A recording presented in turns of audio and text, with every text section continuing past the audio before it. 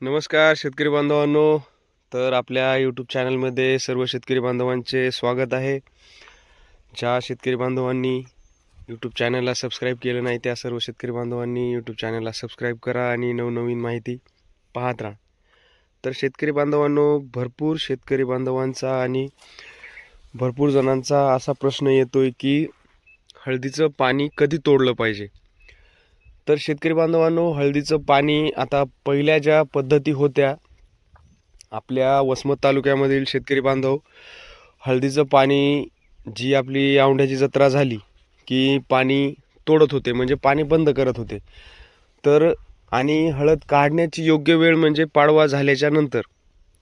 तर त्याप्रमाणे हळद पिकाचं पाणी तोडण्याची पद्धत म्हणजे जेव्हा हळदीचं पान हे, आता हळदीचं पान बुरशीमुळं करपत आहे, तर हे जेव्हा नॅचरली हळदीचं पान अर्ध्याच्या वर जेव्हा वाळतं म्हणजे सुकलं जातं. आता पाहू शकता तुम्ही, हळदीचं पान फक्त थोडं टोकाटोकाला करपत आहे. हे पान अर्ध्याच्या वर जेव्हा करपतं किंवा सुकून जातं, त्यानंतर हळदीचं पाणी बंद करायला पाहिजे, अशी जी सायंटिफिकल गोष्ट आहे. म्हणजे हळदीचं पाणी तोडण्याची पद्धत कधीची असावी, तर त्या टाईमला तुम्ही हळदीचं पाणी जे आहे ते तोडू शकता. जेणेकरून जेव्हा तुम्ही हळदीचं पाणी तोडसाल तर त्यानंतर हळदीचे पानं काही दिवसानंतर बसून जातील आणि पूर्ण वाळून जातील. आता सध्या हळदीचे पानं, बहुतांश हळदीचे प्लॉट हिरवे आहेत, त्यामुळं हळदीचं पाण्याचं जे प्रमाण आहे ते योग्य पद्धतीनं ठेवणं खूप गरजेचं आहे. हळदीला जे पाणी दिलं जातं तर ते एकदम असं भरभरून किंवा ओलं गच्च करून पाणी देणं टाळावं. तानाखाली पाणी द्यावं आणि पाण्याबरोबरच खतांचा पण योग्य वापर करावा, जेणेकरून जे आपले कंद आहेत, आता तुम्ही पाहू शकता की कंदवाढीची प्रोसेस सध्या सुरू आहे. तर कंदवाढीची प्रोसेस सुरू असल्यामुळं हळदीला या स्टेजमध्ये कंदवाढीचे खतं देणं खूप गरजेचे आहेत. आता ह्या कंदाला बघा, तुम्ही पाहू शकता, हा कंद इकडे वाढत आहे, इकडे पण वाढत आहे. तर हे जे कंद आहे तो योग्य पद्धतीनं वाढण्यासाठी हळदीला खताचा पण जो डोस आहे तो लागतो. तर त्यासाठी खतं सोडणं खूप गरजेचं आहे. तर शेतकरी बांधवांनो, शेवटच्या टप्प्यामध्ये हळदीला पाण्यासोबत खतं देणं ही खूप गरजेचं आहे. आणि जे कंद उघडे आहेत त्यावर अशी माती लावून घेणं पण गरजेचं आहे, जेणेकरून जो आपला कंद तयार झालेला आहे तो सुकून जाणार नाही, योग्य पद्धतीने त्याची वाढ होईल.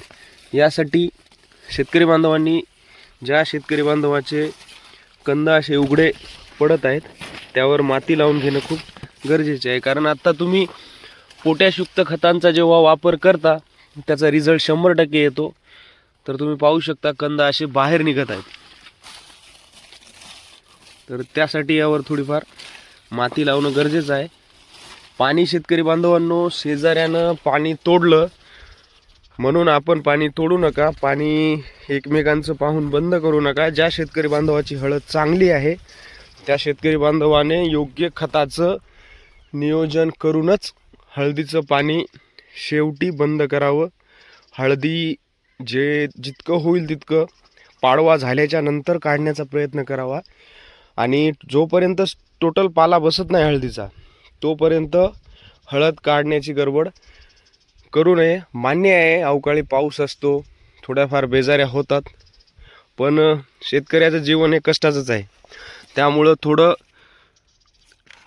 विचारपूर्वक हळदीचे जेव्हा हे पूर्ण हे जे हिरवा पाहता तुम्ही, हिरवे पान आहेत, हे टोटल जेव्हा वाळतील, वाळून जेव्हा कोळ होतील, त्याच टाईमला हळद काढावी.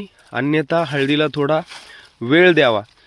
जेव्हा लास्टच्या स्टेजमध्ये हळदीचं टोटल पान वाळतात, त्यानंतर हा जो सार आहे, पाण्यामध्ये जो साचलेला सार असतो, याच्यात अन्नद्रव्य झाड साठवून ठेवत असतं ह्या खोडामध्ये पण.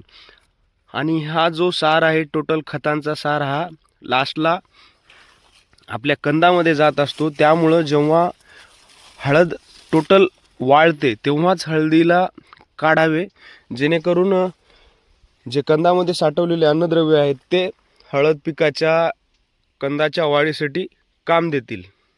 तर अशा पद्धतीने शेतकरी बांधवांनी हळदीचं व्यवस्थित खताचं नियोजन करावं आणि पाणी योग्य ते पूरक हळदीला द्यावं.